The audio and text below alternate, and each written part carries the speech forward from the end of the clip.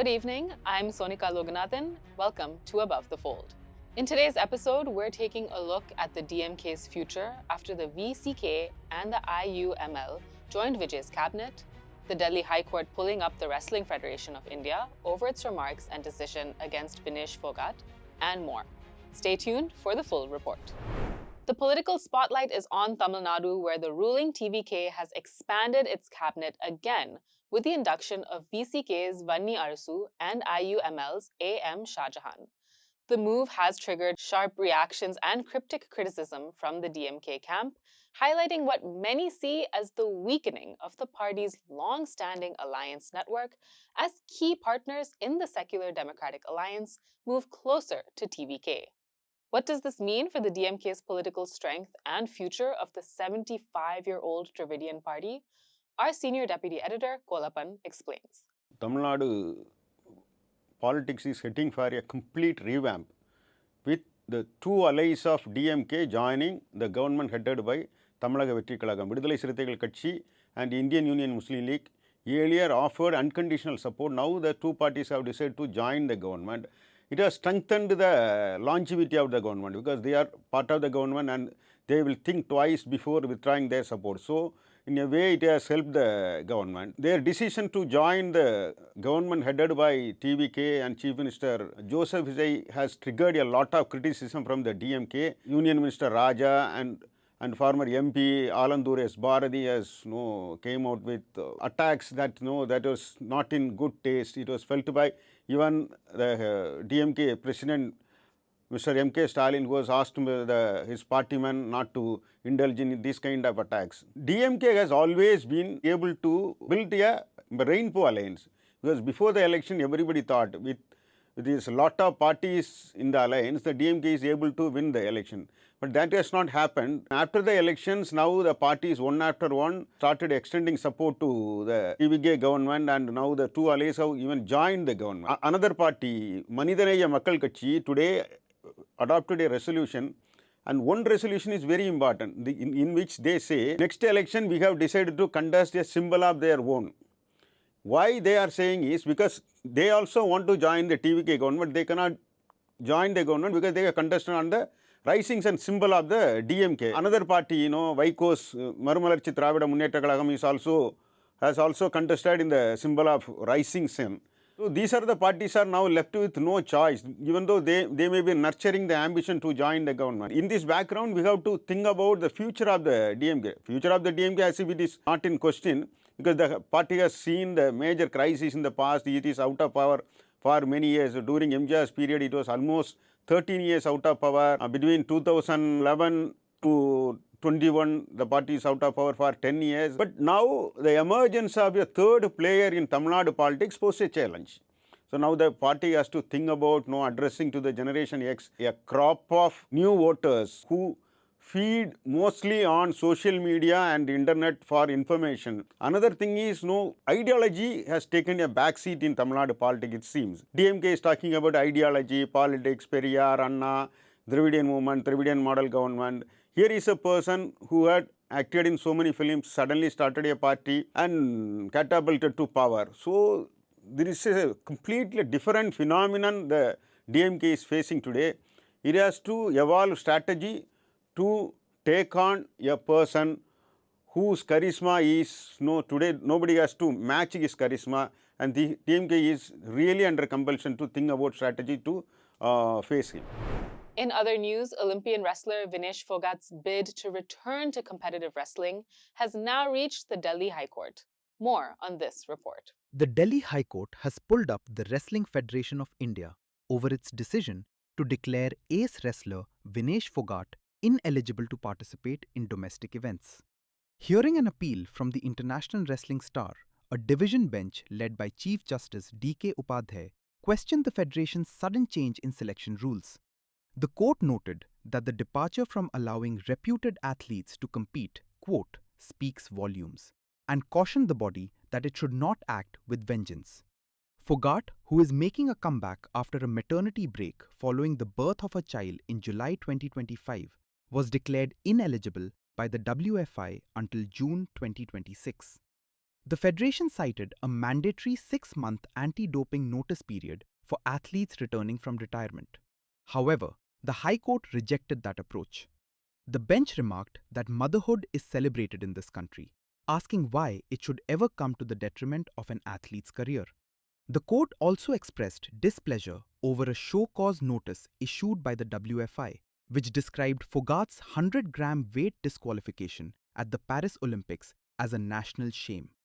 The bench questioned the federation's conduct, asking why it shouldn't be presumed that the selection criteria were altered specifically to target her. This legal battle unfolds against the backdrop of significant friction within the sport. Phogat was a prominent face of the 2023 athlete protests against alleged sexual harassment by the federation's former president Brij Bhushan Sharan Singh. High Court has now directed the centre to constitute an expert panel through the Sports Authority of India. The mandate is clear: evaluate Phogat's case, assess her fitness, and ensure her participation in the high-stakes Asian Games selection trials scheduled for May 30th and 31st. In its final remarks, the bench made it clear that whatever internal feuds exist, the cause of sports must not suffer.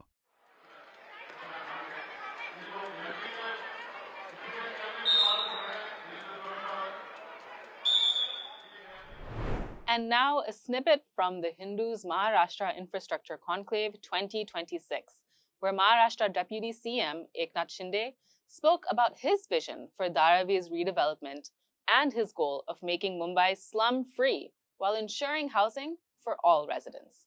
Take a look. Dharavi का आप नाम सुनते हो हमेशा। धारावी तो आसिया में number 1 झोपड़पट्टी है, सबसे बड़ी झोपड़पट्टी है। क्या उन्होंने ऐसे ही रहना चाहिए? बाजू से गटर बह रहा है, टॉयलेट का पानी बह रहा है, नाले का पानी बह रहा है, छोटी छोटी झुग्गी झोपड़पट्टियाँ 10 बाय 10, 8 बाय 8 में रहना है। क्या वो इंसान नहीं है? तो उसको भी सरकार ने हाथ में लिया है। क्यों हम अच्छे मकान में रहेंगे, बंगले में रहेंगे, फ्लैट में रहेंगे, उनको वैसे रखेंगे? उनको भी नियम से जीने का अधिकार है और सरकार ने पूरी तरह उसमें ध्यान दिया है। और सब लोग बोलते अदानी को ये दिया, अदानी को वो दिया। मैं कहता हूँ गवर्नमेंट की उसमें 26% भागीदारी है और हर एक को घर वहाँ मिलेगा। पहले सरकार ने कहा था सिर्फ क्वालिफाई लोगों को घर, मैंने कहा नहीं, फिर विरोध होगा। सब जितने रहते हैं उनको सबको घर देना चाहिए। मैं आपको कहूँगा, बताऊँगा कि लगभग 1 करोड़ का एक घर होगा, 1 करोड़ का। क्या उनको जीने का अधिकार नहीं है? उसमें डीपली अगर हम देखेंगे, जानकारी लेंगे तो पता चलेगा असलियत क्या है। और ऐसा मुंबई को हम स्लम फ्री करना चाहते हैं। मुंबई में 12 लाख घरों की ज़रूरत है, 20 और एमएमआर में 20 से 25 लाख घरों की ज़रूरत है। हम उसके आगे जाके 2030 तक 15 लाख घरों का निर्माण करना चाहते हैं, लेकिन हम फेज वाइज कर रहे हैं। हमने इसमें सिर्फ डेवलपर के ऊपर भरोसा नहीं रखा है। हमने एमएमआरडी है, बीएमसी है, एमएसआरडीसी है, एमआईडीसी है, सिडको है, महाप्रीत है, सभी लोगों को साथ में लाया है।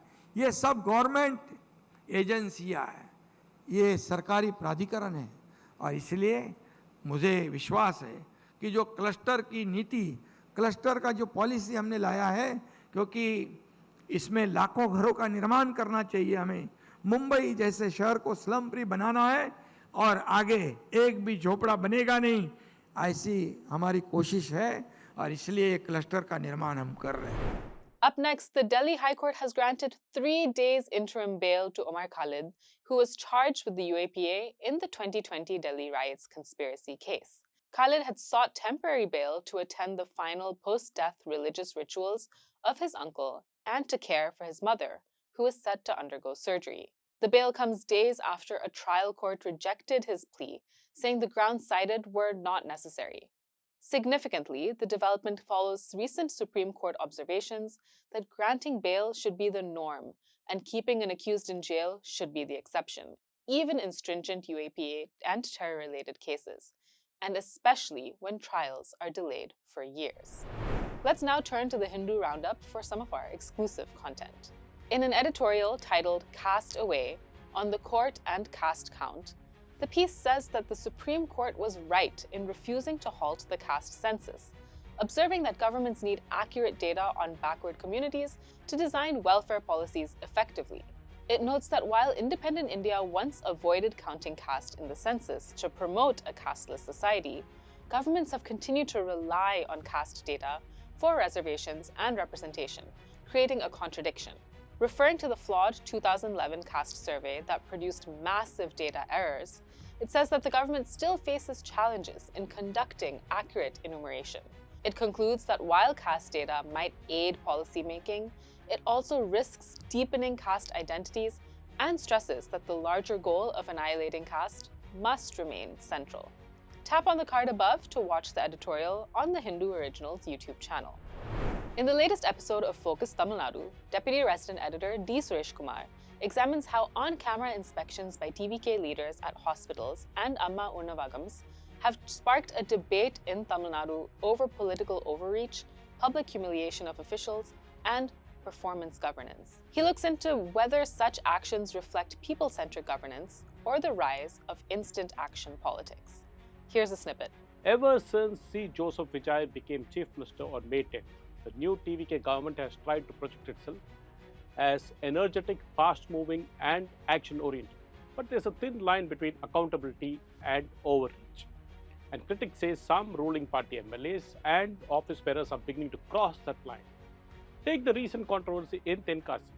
A worker injured in a stone quarry accident was taken to the government hospital in Shankaran Kovil. Doctors amputated his crushed hand and referred him to Tirunelveli Medical College Hospital for advanced surgery. Soon, media reports began circulating alleging negligence. This is when Vasudevi, a nurse and office bearer of the TVK medical wing, entered the scene. She told reporters she had reviewed the issue, understood the hospital's manpower and equipment needs, and assured there would be no medical negligence in Vijay's government.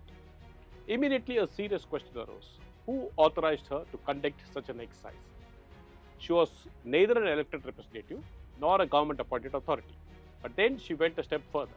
She argued the TVK medical wing should have the right to review hospitals because they were functioning like a third eye.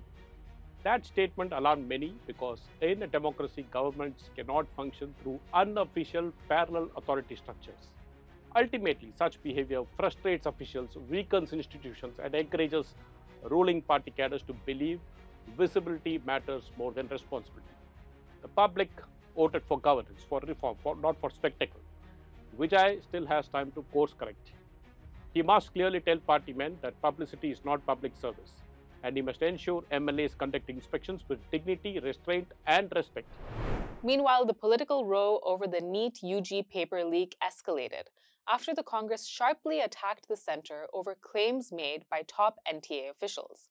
The NTA Director General, appearing before a parliamentary standing committee, reportedly told the panel that the paper was not leaked through the agency's system. Congress leader Jairam Ramesh said that a guest paper carrying several actual exam paper questions had circulated before the exam and accused the government of attempting a cover-up. He alleged that the government had similarly tried to suppress reports of irregularities in NEET UG 2024, and also criticized the CBI's closure report in the cancelled UGC 2024 examination, which reportedly found no irregularities, despite the exam being scrapped over concerns of a paper leak. Calling the NTA a national trauma agency, the Congress demanded accountability from both the Prime Minister and the Education Minister over repeated controversies surrounding national entrance examinations.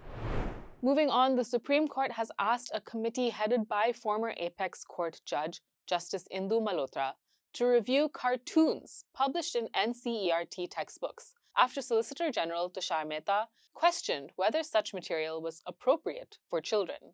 Appearing before a bench led by Chief Justice of India Surya Kant, Mehta argued that while cartoons were not objectionable in themselves, textbooks were not the proper place for satire, aimed at, quote, impressionable students. The issue came up during the court's hearing on controversial content in a Class 8 social science textbook about the judiciary. The center-appointed panel will now examine the propriety of the cartoons as part of its broader review of school curriculum material. And that's it for today. Thank you so much for watching. Please share your thoughts on today's episode in the comments section. And if you found this video useful, don't forget to share it and save the Above the Fold playlist so that you never miss an update.